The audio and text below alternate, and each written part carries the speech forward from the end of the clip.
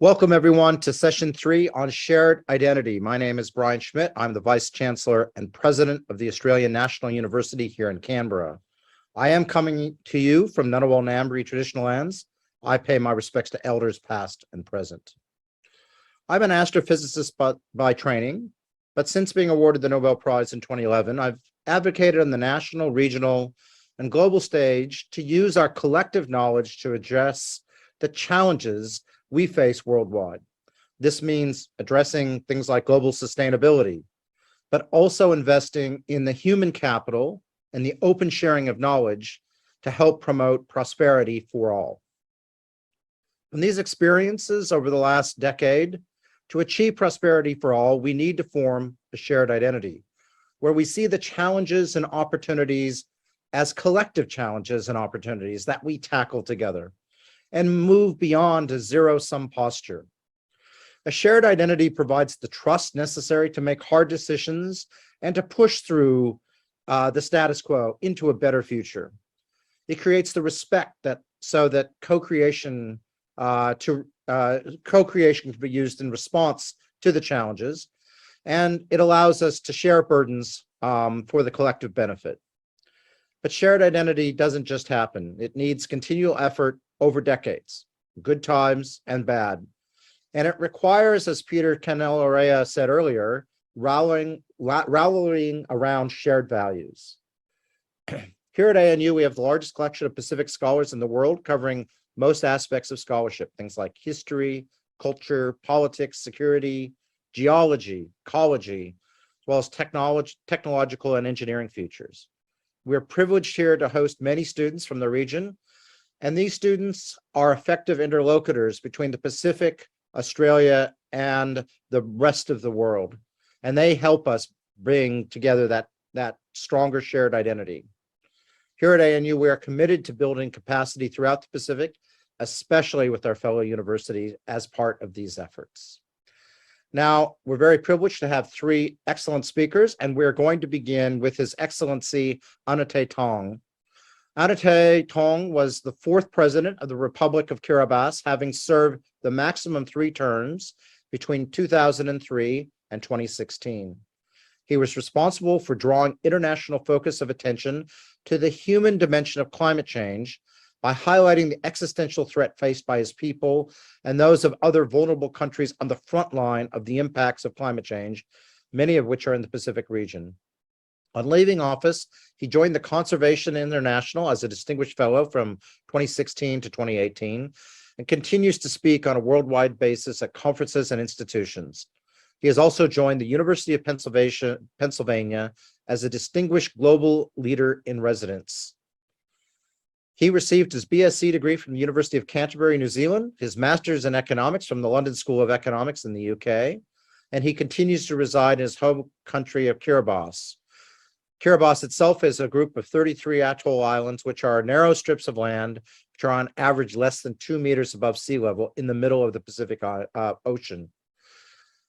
The Intergovernmental Panel on Climate Change projections of sea level rise will put many of Kiribati's islands uninhabitable and even submerged well within the century.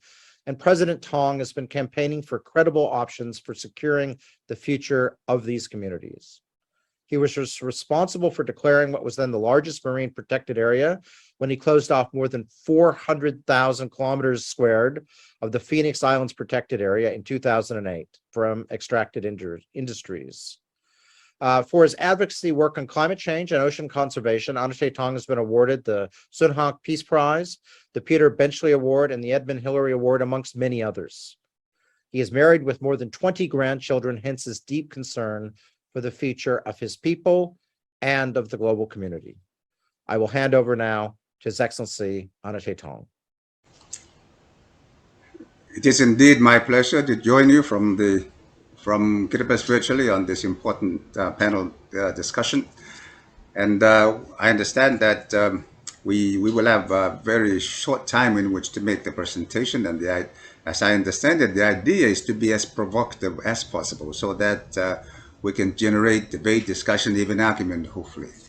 And so I will not go into the process of presenting a very well written, structured statement, but just throw in a few points which might be acceptable to some and might be provocative to some. But of course, that is the idea.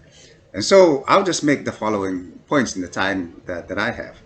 And the first thing I want to make is when we talk about shared identity, we've got to understand that we do share many things in common. We know that we share the systems of government, democracy, and the principles associated with that. And so therein are the commonalities we have. And of course, we're in the same part of the world. And also our history, I think some of our history, which is not, it's well known, but I believe not well publicized. And the fact that in Australia, there are many of our people who have been kidnapped and taken over to Australia and as blackbirding during the blackbirding days. And so, and certainly from Kiribati, Vanuatu, or Solomon Islands, I'm sure there are people who were taken there and now have become part of your First Nations people. And I presume they are classified as that because the origins were never traced back. So apart from that, I want to make the following points, which I believe is important to our discussion. Firstly, I want to make it very clear that climate change remains the primary security issue for the Pacific Island countries, and not the superpower ivory that's becoming more prominent today. And I think successive statements have come from the Pacific countries to indicate that is so. I'm a member of the Pacific Elders Voice, and we have as a group issued a statement that in spite of the ongoing debate over China's movement initiatives in the region, we believe that they should not distract us from the primary focus of our concern, which is climate change. The second point I want to make that sometimes there are very discriminatory policies, especially on immigration. There is no question, and I don't think anybody can dispute the fact that there are overt racist policies with respect to First Nations people in Australia. And of course, it's got to be understood that we associate with First Nations people being indigenous people to our own different countries. And of course, we have that connection which I've made earlier. The third point I want to make is what I believe to be the complacency in the relationship between Pacific Island countries, Australia, New Zealand, and the United States. We believe that we warranted more attention in the past than we do today. In other words, I believe we have been taken for granted for quite some time, and that seems to be changing now. I think as number four, aid seemed to have been regarded as what it would buy goodwill and establish that we acknowledge that Australia has always been our biggest development partner, but relations still have to be cultivated. I think we accept aid, and there are those countries who would say, but you owe us that because of what we have contributed in the past by way of our people who were blackbirded. In the case of Kiribati Nauru, we provided all of the phosphate, which developed your industry in the early days, your primary industry. The fifth point I want to make is there is this very clear proprietorial ownership, a sense of ownership by Australia and New Zealand, which comes out every once in a while to say that we are bosses here, and any country that wants to establish relations with these countries needs to work with us or go through us. Now, we see that happening, and we don't always welcome it. Of course, there is the very aggressive initiatives by China to the Pacific, and I see this as enhancing the value of our countries. I think we can see that as enhancing our bargaining position with respect to climate change and whatever else. The seventh point I want to make is that the Pacific Islands Forum, which was set up in the 1970s to capture the newly emerging independent Pacific Island countries, may no longer have the bond that it once had to keep the Pacific Island countries under control. That has happened for a number of reasons, and I suspect one reason is because the suspension of Fiji in 2005 opened the eyes of other Pacific Island countries to the possibility of actually establishing beneficial relations with other countries. When Fiji started looking around, we saw that happening, and we started to understand that we can now take a 360-degree vision of our relationship with the world, and that we matter, that our votes in the United Nations count. And of course, finally, I want to make it clear that when we voted Australia onto we helped vote Australia on the United Nations Security Council in 2012 on the basis that Australia would advocate climate change as a security issue. Well, at the end of Australia's tenure in 2013, it submitted its terminal report, and in that report, there was no mention of the Pacific Island countries. There was no mention of climate change, but there was a very large paragraph on Australia's contribution to trying to locate the Malaysian airline that disappeared. And so, in order to discuss, in order to promote our discussion today, I've always said that in order for us to reverse what's now happening, there's got to be enough, or that's got to be made, that we in the Pacific cannot refuse. With these words, I thank you for your attention. Hopefully, my remarks would have promoted some discussion and provoked some argument and debate, if possible. Thank you. All right, that was wonderful, Your Excellency, and I think really highlights the very long, complicated past and the need to continue for positive engagement, and hopefully that is something that will be discussed at the end of these sessions. Next up, I'd like to introduce the Honorable Sussan Lee, MP. Sussan was born in Nigeria to British parents, and she spent her early childhood in the UAE before migrating to Australia at the age of 13. Schooled in the UK, Queensland, and ACT, her later tertiary study led to a Bachelor of Economics, Master of Taxation Law, and a Master of Accounting. She developed an early fascination with skies and flying, and young Sussan worked in a variety of odd jobs and hours to finance this passion, obtaining a commercial pilot's license, which she still holds. Starting university when her first child turned 1 led to 10 years of part-time study on the way to 3 children and 3 finance degrees. Still helping to manage the farm, she took up a position with the Australian Taxation Office in Albury, graduating to the role of Director, Technical Training before seeking Liberal Party pre-selection for the federal seat of Farrer in 2001. She has been returned as member of Farrer at 6 subsequent elections, and she regards it as an honor to represent the people living in the substantial part of Southwest New South Wales, making time to routinely travel throughout the electorate, hearing the views and concerns of her constituents. Now in her 19th year of federal politics, Sussan has been appointed to a large number of ministerial and parliamentary positions, including being Shadow Minister of Women, Shadow Ministers of Industry Skills and Training, Shadow Minister of Small and Family Business, as well as serving as the Deputy Leader of the Opposition. Sussan, over to you. Thank you so much, Brian, for that introduction, and it's a pleasure to join you and the other distinguished panelists. And we have condolence motions for the death of Queen Elizabeth today, so that process in the House may prevent me from joining much of the discussion. But it is indeed a real privilege to talk about Australia's place in the Indo-Pacific through the lens of shared identity. The Indo-Pacific is the most dynamic and evolving region of the world today, and even as other regions are rightly subject to focus and attention, it's absolutely appropriate that today we turn our attention towards this region, our region. Australia has an obligation to help our neighbours, not only in the Pacific, but right across Southeast Asia to achieve their potential. I know we did a lot of good work when we were in government, and I was interested, Excellency Anote Tong's referral to marine protected areas. As Environment Minister, I was able to establish 2 new marine protected areas in the Christmas and Cocos Island region, bringing Australia's network to definitely one of the largest in the world. For those who don't know me, I am, as you said, Brian, Sussan Lee, and I'm the Deputy Leader of the Federal Opposition in Australia. And I'm really grateful to be holding this role at a critical moment for women in Australia and the region in my Shadow Ministry for Women. We are seeing women continue to stand up, make their voices heard, and make a real difference in business, in our communities, and in the workplace. And a big part of my role this term will be listening to those voices, understanding those concerns, and building solutions to help women achieve their aspirations.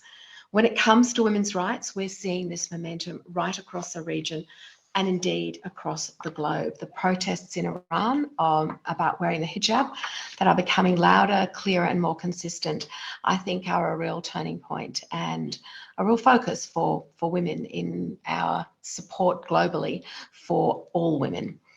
My clear message to you is that we need these issues not to be just seen through a social justice lens, important though that is, but we need to understand women's issues as economic issues. Supporting women meet their aspirations isn't just the right thing to do morally, it's good economics. The IMF has found higher female labour force participation is closely linked to faster, more resilient and more inclusive economic growth. Developed countries like Australia have a responsibility to lead the way on female economic participation. And we know there is work to do in Australia and across the Pacific, increasing female economic participation, because it's one of the areas where we do see the biggest bang for our buck. Because in the Pacific, outside the agriculture sector, men outnumber women in the workforce by approximately 2 to 1. So I would like us all to commit to making the advancement of women and their standing in our communities a key part of any consideration when it comes to shared identity. Often when we consider our region, we consider the megatrends and the macro factors, the emerging technologies and the tectonic shifts. But we can't forget at the end of the day so much of what we want to see: higher employment, more opportunities to upskill and more resilient communities. So much of that comes down to human connections and giving someone a go.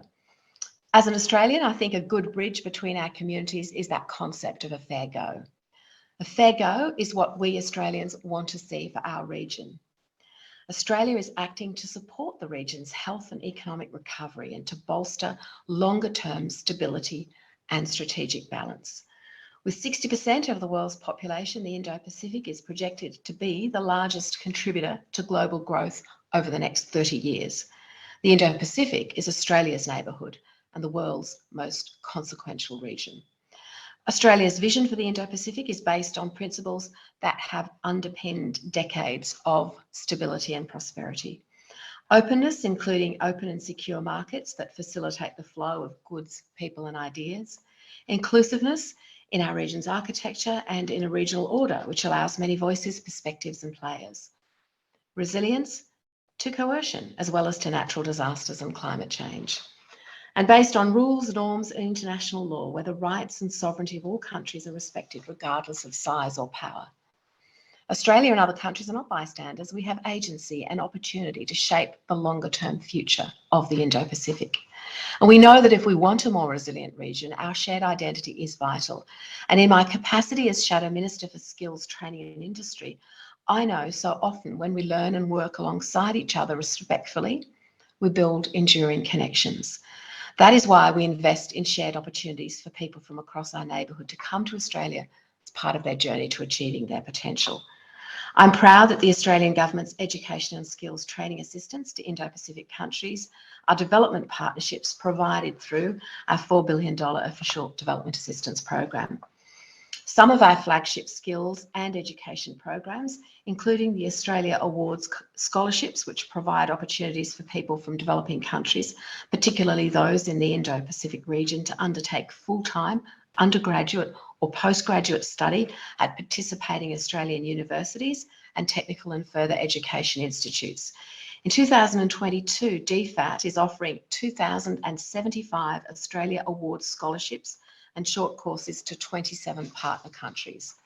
The Australia Awards Women's Leadership Initiative is another program working to increase the number of Pacific women who hold positions of influence in all sectors and spheres of society. We're also investing in skills across the region through the Australia Pacific Training Coalition to provide vocational education and training qualifications. And that coalition works collaboratively with national governments, various development partners and organisations, and Pacific vocation and education and training institutions regionally across 9 Pacific Island countries, including our near neighbours PNG and the Solomon Islands. These programs are making a difference on the ground in nations right across our region. And I hope the new Labor government continues our strong record of investment in supporting nations across our region, because those programs provide the strength for us to enhance the shared identity that is critical. And I completely acknowledge His Excellency's remarks about the culture of the relationships and the need to make sure that those partnerships are equally participative, if I can coin a phrase that's probably not quite correct, Brian, but also that there is frank and free-flowing discussion about how we work closely together, respecting absolutely the needs and the wishes of our near neighbours. All of us, governments, industry and NGOs, have a role to play in building up the opportunities for countries across the Indo-Pacific.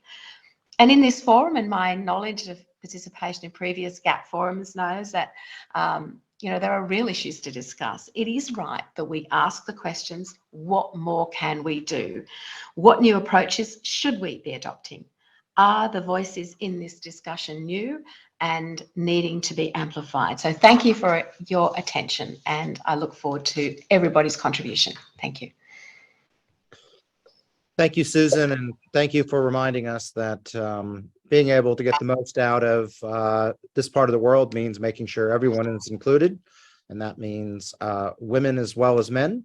And it is also great as Deputy Leader of the Opposition, noting that if we are going to actually achieve a shared identity, it's going to need to be intergenerational, and it is great to have you representing the opposition here today. Finally, I'd like to introduce Professor Tom Calma, AO. Tom is an Aboriginal elder from the Kungarakan tribal group and is a member of the Uwaja tribal group, whose traditional lands are southwest of Darwin and on the Coburg Peninsula in the Northern Territory of Australia, respectively. He has been involved in Indigenous affairs at a local, community, state, national, and international level, and has worked in the public sector for over 45 years, including within foreign affairs and trade roles. Sits on a number of boards and committees focusing on rural and remote health in Australia, mental health, suicide prevention, all levels of education, culture and language, justice, reinvestment, research, reconciliation, and economic development. Professor Calma was instrumental in the establishment of the National Congress of Australia's First Peoples and was made co-chair on the Australian federal government's senior advisory group of an Indigenous voice to government. He was appointed an Officer of the Order of Australia in 2012, named ACT Australian of the Year in 2013, and he has served as the University of Canberra's 6th Chancellor since 2014. He is the first and still only First Nations person to serve a role as Chancellor in Australia. He was elected to the Australian Academy of Sciences this year as its first First Nations Fellow, and as you can see, he is a real pathbreaker. Professor Calma has been a fierce advocate for progress and change for many decades, and his work continues to have an enduring impact on public discourse in Australia and beyond. Tom, over to you.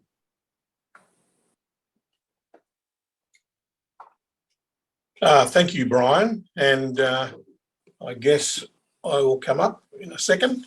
Yeah, I can't see it, but I can see you. Look, can I begin also by acknowledging and recognising the traditional owners across Australia, and particularly in Canberra, the Ngunnawal peoples, where I'm currently residing. And I want to particularly make reference to our youth, who are going to be our future leaders and the custodians of our stories and cultures and histories and languages. And that's not only in Australia, but across the Pacific region, and we're talking to today. And I'd like to also acknowledge and welcome our Pacific brothers and sisters who are online today.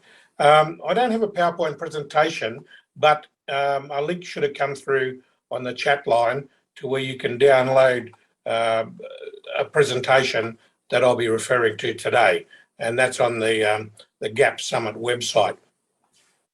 I'm not going to be talking about higher education or my role as Chancellor of University of Canberra, although, can I say, in addition to what Senator Lee said, was that we have the new Colombo Plan, which a number of our universities all participate in, and that creates a relationship also with the Pacific region.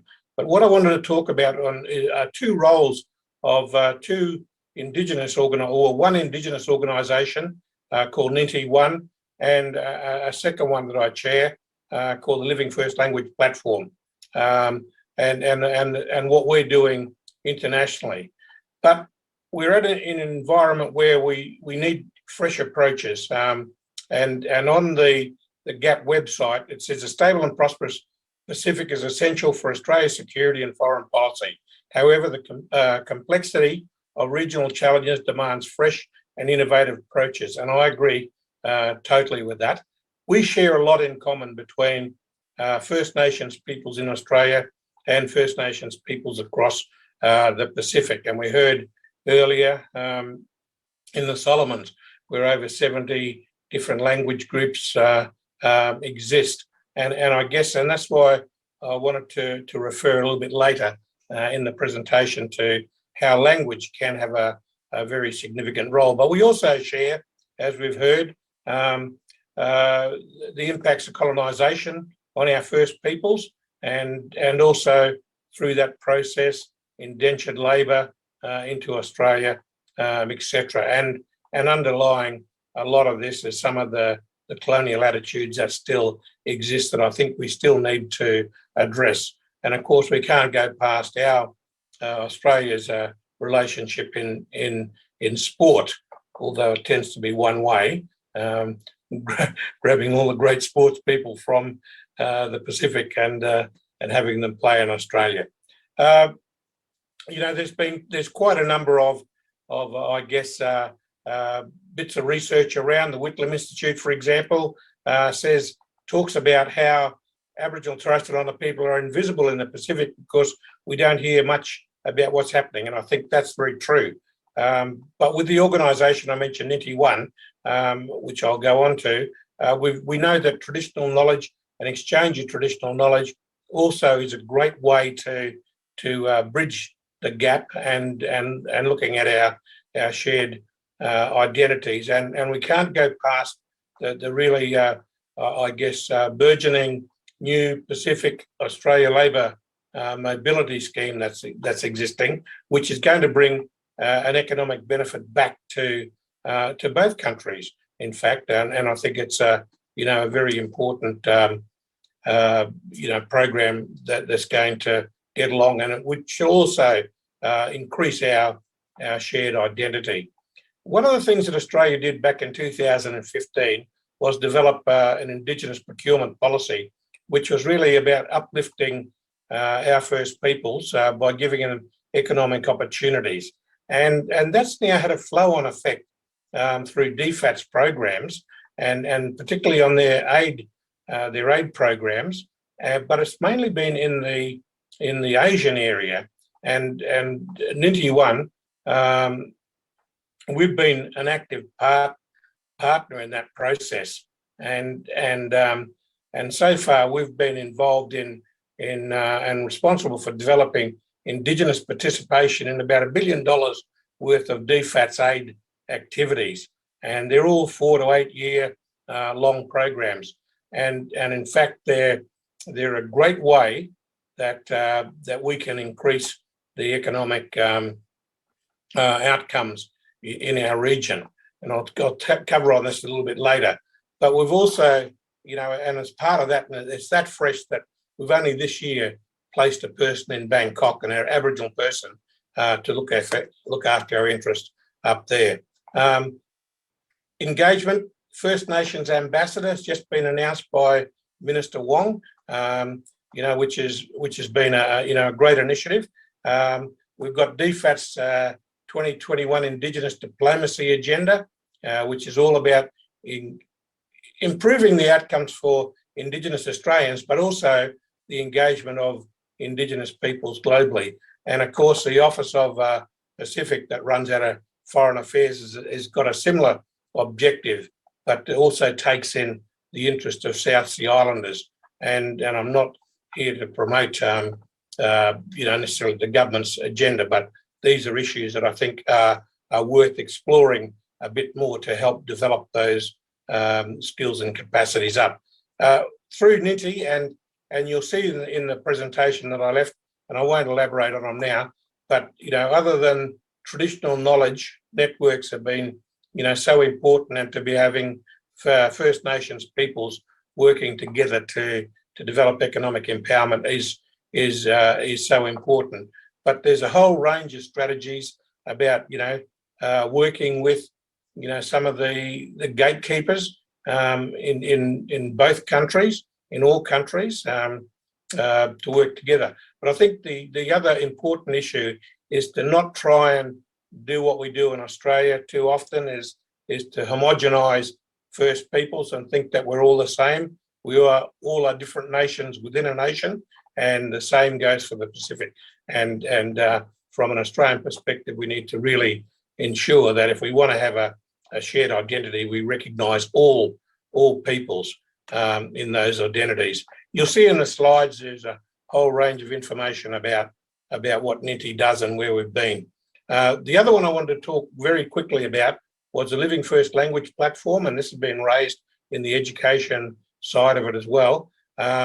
With the International Decade of Indigenous Languages, if we can record and preserve our Indigenous languages, there's a lot of benefits, and there's a slide on there.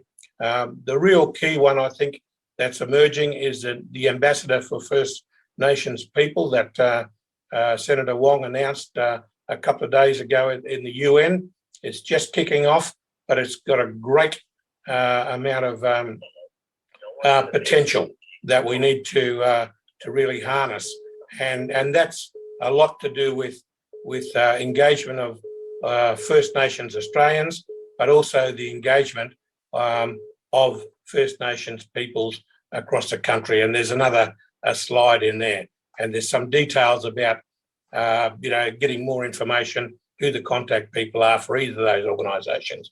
But economic empowerment is really the way to go, and we have the potential to do that and to really bridge our relationships through a shared identity. Thank you, Brian. Thank you, Tom. And I think you just really open up the opportunity in achieving a shared identity across the region. It'll help us potentially, achieve a shared identity across Australia, and many of the same things can come together for the benefit of all. Now, I don't want to stop our ability to have a good Zoom discussion, so I just want to quickly thank our three speakers, the Honourable Anote Tong, the Honourable Sussan Lee, and Professor Tom Calma. Our sponsors, Global Access Partners, DXC Technology, and the OECD. Thank you so much for all that you have done to help bring this together. And now I want to bring all of our participants back together to a Zoom conversation. Sussan, it's good to see you're here for at least a little while. And if you do this, you can get there by clicking back to the virtual lobby in the top left corner of your screen. Once in the virtual lobby, click on the Zoom discussion red button at the top of the screen, and make sure to keep the virtual lobby page open at all times in your browser. Thank you all. Look forward to the discussion in the next panel.